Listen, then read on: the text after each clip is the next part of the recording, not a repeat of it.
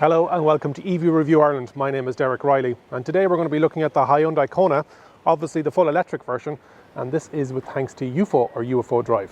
So let's get started.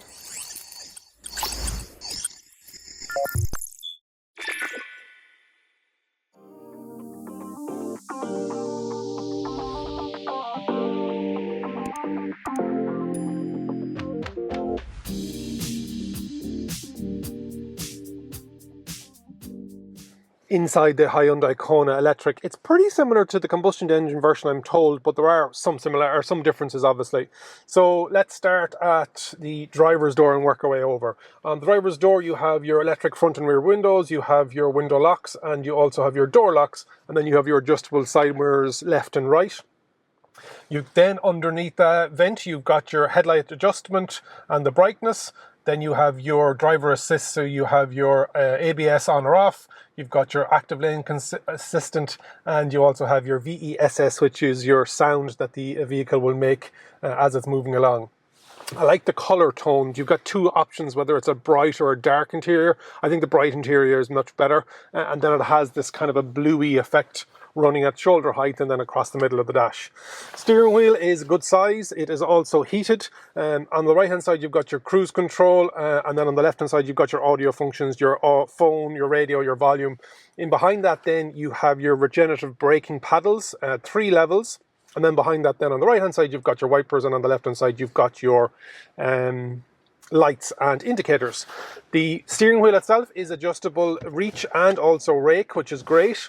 And the power on button is down here just above your left knee. And then the driver's cluster, or the binnacle display, it's all electric, but it is very clear and it's a great size.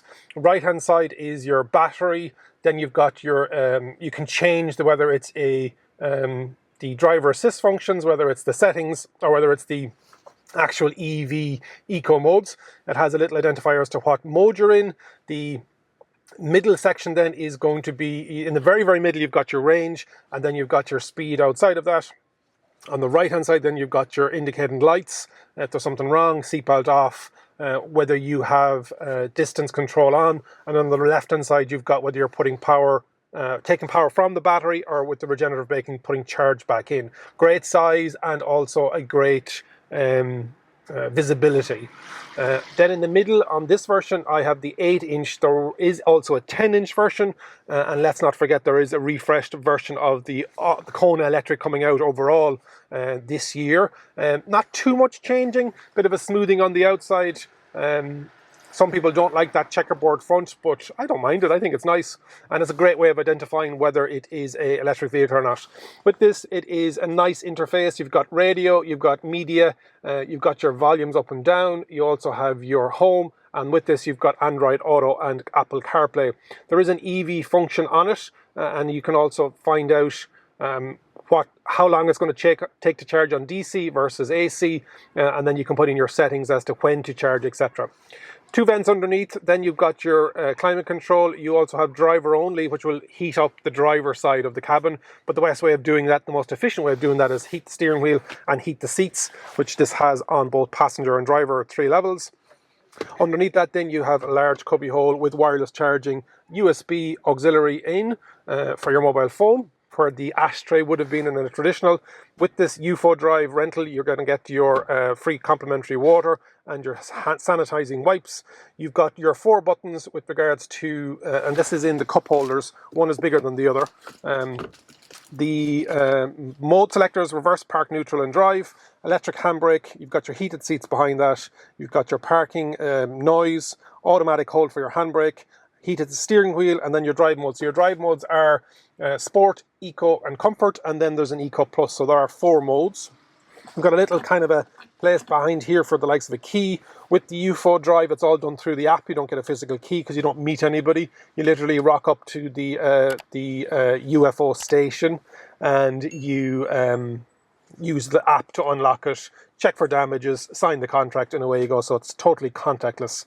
And at the moment, they've just after launching delivery to your home. So if you can't make it to one of the locations all across Europe, they'll actually bring it to your home if you're within the catchment area. Nice armrest, and underneath that then is a cavern of a storage area. Glove box, good decent size. Seats are good. They're good support. And then you've got your pockets, your door pockets, which hold a really good size of water bottle as well. Up here you've got your sunglass holder, and you've got your vanity lights, your reading lights, and then you've got your mirrors left and right with lights above that. Yeah. Underneath, you've also got a massive storage space. You're probably all wondering when I was going to get to it. The 12-volt socket in there, and also there is a USB socket in there. So that's another lovely storage area underneath that then. So well thought out. It is a snug seated driving area. It's a bit of a cockpit feel because everything's in around you. But I like it. I really like it. And as the Irish public have voted in the sales, joined first in 2019 and third place in 2020, is it going to keep getting its own way? Will the refresh be enough? Only time will tell.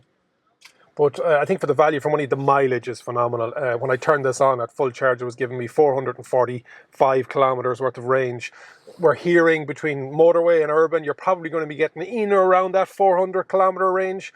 Like, phenomenal stuff. Like, you can go anywhere in the country with the likes of that. So, yeah, you can see why it's such a really well thought of electric vehicle. Let's have a seat in the back. It may not get as good as it is up the front. It starts to get a bit tighter the further you go back. It is a compact SUV. I'm 6'2". Unfortunately, I do have to mention this in every review. For those that watch all my reviews, you know that by now, but this may be the first time you've watched my review. And so rather than somebody asking in the comments, so I'll set the seat, probably would be there. So let's have a look in the back.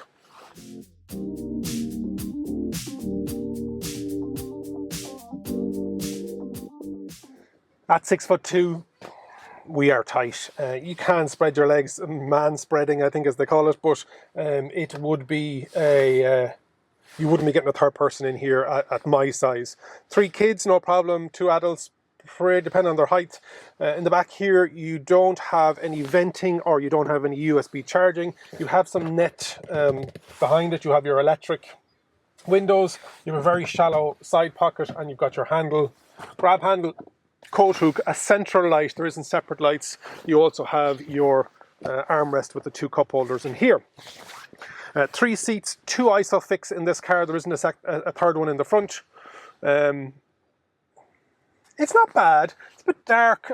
Obviously the windows are slightly tinted, and the seat pillar is fairly large, and there is no sunroof or light in that way. But I've been in worse. So yeah, I think this is not bad at all. A longer journey, and this fact that this can do a longer journey. Let's have a look in the boot. As I mentioned, it gets progressively smaller as you go back, and we can see what's happening back there. Hopefully you're enjoying this review. If you can leave a like, subscribe if you haven't done so already. Leave a comment. As I mentioned, are you Team Kona or Team Leaf?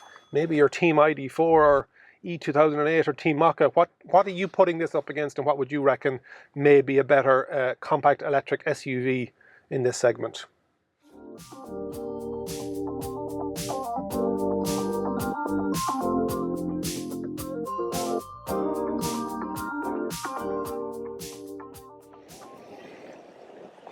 So here we are at the front of the Kona Electric, and you can see that checkerboard grille, and that's how you can identify that it is an electric EV. Charging port on the Kona Electric is actually on the front here, and you've got Type 2 and you've got CCS. Type 2 AC maximum charging capacity is about 11, and then on the DC, the maximum it'll take is 77.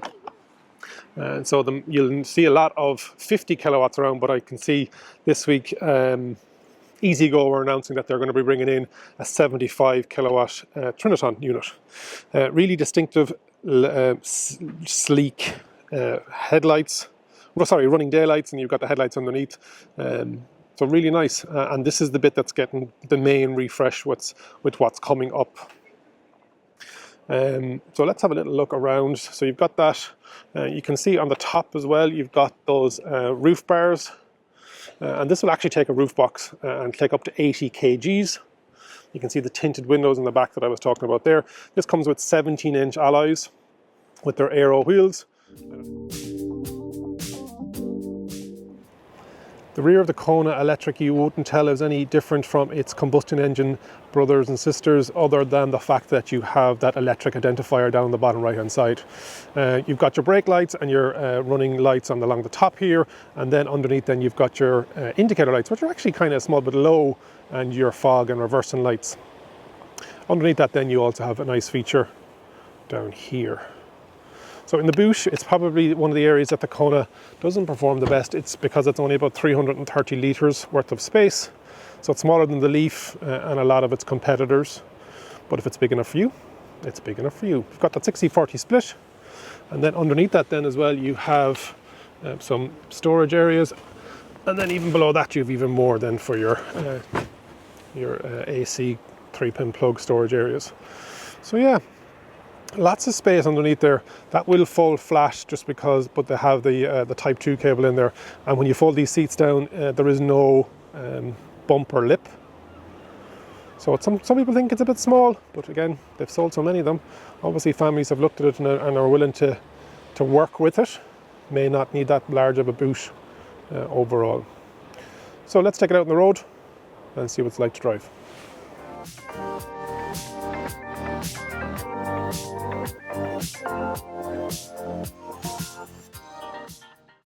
What's it like driving the Hyundai KONA electric? It's sprightly. It is over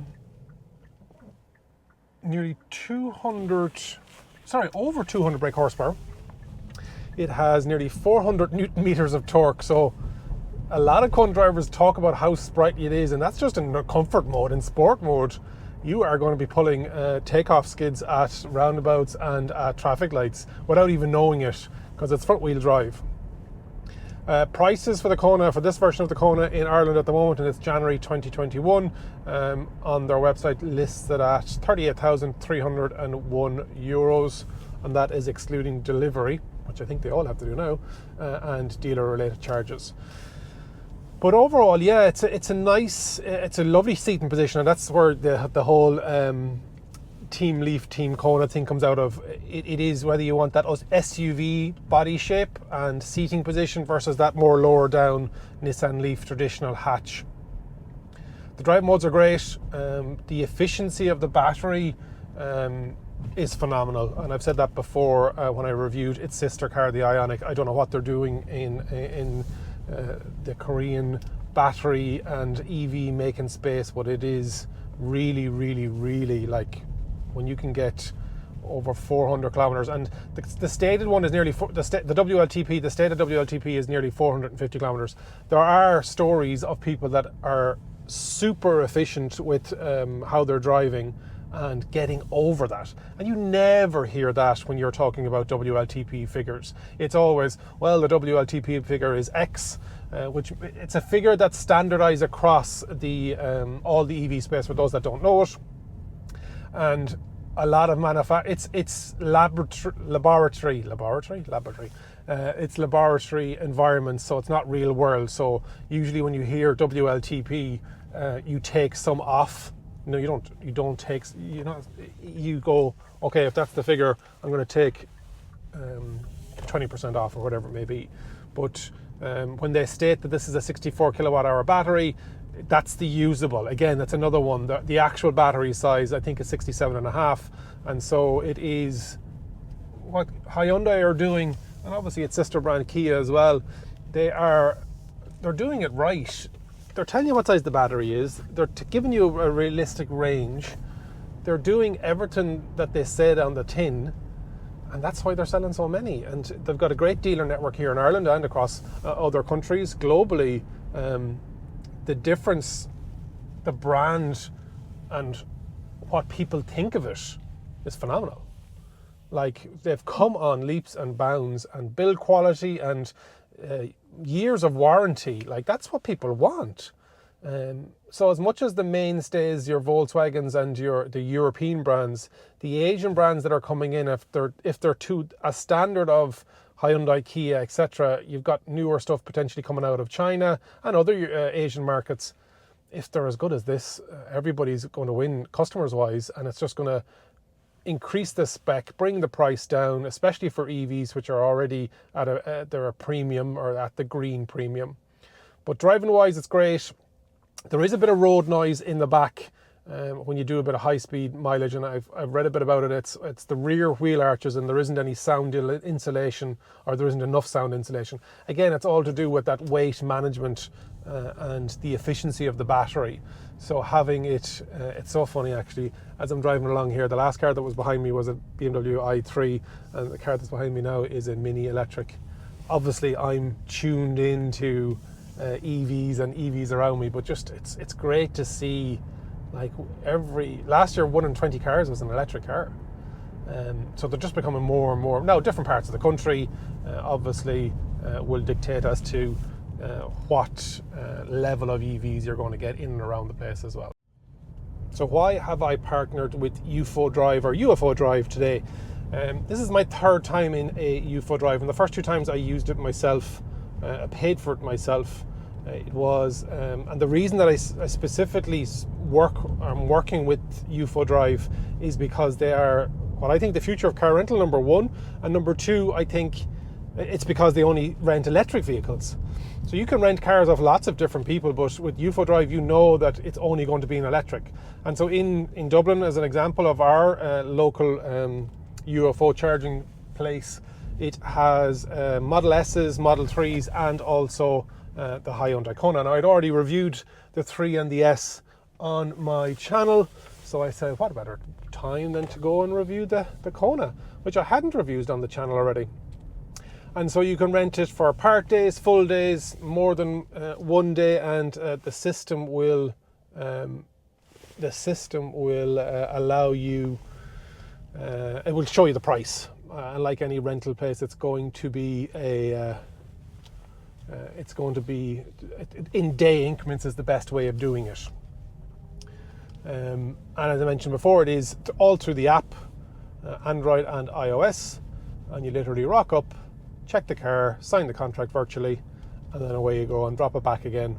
It's such a lovely, you're not having to deal with anybody, they're not trying to upsell you anything, and they are expanding at the moment into other markets and territories. So they're doing a Seeders campaign at time of filming, which is just at the end of January 2021, the start of February. So they've already hit the 1.5 million that they're looking to raise, and that was at 100%, but they're continuing it for another couple of weeks. So if you like the sound of the business and you like, you may potentially want to invest in something like that, I'd recommend clicking the link in the description if it is within the time frame that the campaign is still running. They're partnering with lots of different airports and car parks and car companies. I really like what they're doing. So with the rental process in the app, you get to choose the car that you want, the dates that you want. Then you get to let it know what kind of mileage you're planning on doing, and an element of that is included in the charge for the charging. There are cards and accounts associated with your rental, and then the last thing then is the insurance excess. So you know whether you want to have fully covered, whether you're happy to take an element of excess. And so you can choose depending on your budgets and depending on your needs. So check out the link in the description for UFODrive. They're in a lot of European cities looking for further expansion, as I mentioned, moving into hopefully North America as well. Hopefully you're enjoying the review. If you can leave a like and subscribe if you haven't already done so, and if you have already done so, it doesn't cost anything if you are already there. Make sure that you leave a comment and let me know what you think of the Hyundai KONA or UFODrive. We'll be doing a more of an in-depth review of UFODrive after the campaign on my second channel that I work with Blake Boland from EV Life Ireland. It launched with a quiz just a couple of weeks ago, and that's called EV Platform, and that's going to be much more featured focus. So if you've got an interesting story in the world of EV or solar PV generation, or you've invented something, we'd love to have a chat with you virtually, and hopefully at some stage we will be looking to work with people in person when we don't have to socially distance. So that is my review of the Hyundai KONA fully electric version, again with thanks to UFO or UFODrive. You can see why this was the joint number one best-selling car in 2019 and came in a medal position of third place in 2020. Has a lot more competition in the market now in 2021, with obviously the likes of the ID4 and the Peugeot E208, the Opel Mokka, and compact SUVs of that type. Its redeeming factor is the fact that it has a 64 kilowatt hour battery, and that mileage or range is over the 400 kilometer range. So hopefully you've enjoyed the review. If you can leave a comment, like and subscribe. Let me know, are you Team Kona or Team Leaf? And remember, if you think an EV is for you, leave it to me and I'll review. Thanks for watching.